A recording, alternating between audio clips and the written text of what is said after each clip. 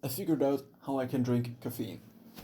I first tried caffeine after roughly having finished growing, maybe at the age of 17, 18. Maybe I should have waited a little bit longer because there were these studies about newborns with mothers having drunken caffeine, and the newborns were smaller. So in terms of growth, didn't drink caffeine for quite some time when my peers already drank coffee, etc.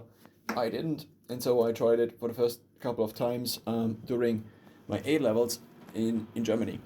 And so this was at age 17, 18, and then eventually 19. So maybe I waited till 18. Now, I did then continue to drink caffeine, also when I began studying, um, but I noticed that I would get ridiculous headaches.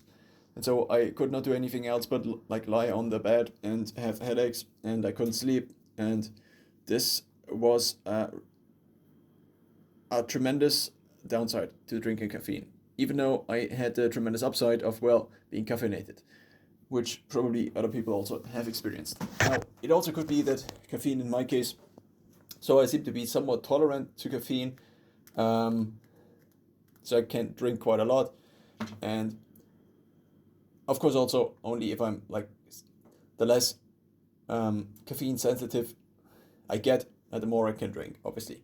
And the more sensitive I am, the less I need to then still experience a benefit. But then I also seem to have narcoleptic genes, or genes that would make it more likely that I eventually develop narcolepsy, which does not mean I have narcolepsy or that it will eventually come up. But now, I mean, caffeine is already there. It's like worldwide, everybody uses it. It's like the nootropic number one, apart from maybe sunlight, which nobody considers a nootropic. Now, I did finally figure out what causes, I think, the headaches, and it's electrolyte imbalance. Now, I could have done a long story here, but it's electrolyte imbalance, I think. And the thing that solved it for me is adding salt to my drinking water according to salt taste.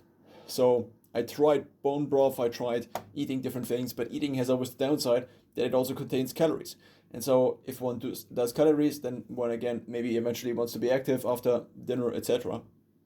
And so drinking caffeine and adding salt seems to be the solution. And especially during studying, I often try to not eat all day because I also felt way sharper if I didn't eat. Maybe also because of a few different things, but eventually in the evening I would